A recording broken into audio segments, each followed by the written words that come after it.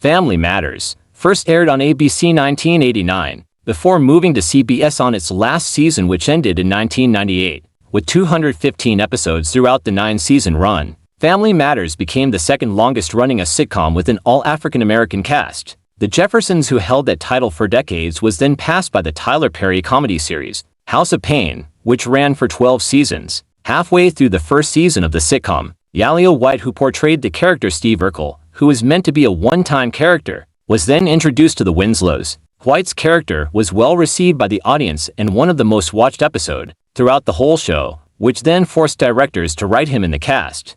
With all this attention surrounding the latest cast member, the other established castmates got jealous, which led to White not being properly welcomed. During a 2021 interview with TV One, White would detail his experience on the show. "I didn't felt quite welcomed, and I didn't see how I was stepping on anybody's toes or taking anybody's shine," he said. But having the spotlight all to himself, some might say that gave White the privilege to do anything he wanted on set. In a 2022 interview, Payton would tell her side and how things were on set. "At first we wasn't happy he's there, but we had to make an adjustment," she said. Payton would also explain her co-host's behavior on set. "Looking back now, he was just a kid. I do blame the adults for letting him run wild, doing whatever he wanted and going around hurting people's feelings," she stated. But while on set, White was under a lot of pressure for being responsible for certain actions as characters do. In a scene where White portrayed Myrtle Urkel, Steve's female cousin, he would later face backlash from his then castmates, Joe Marie Payton and Reginald Bell Johnson, who portrayed the character Harriet and Carl Winslow,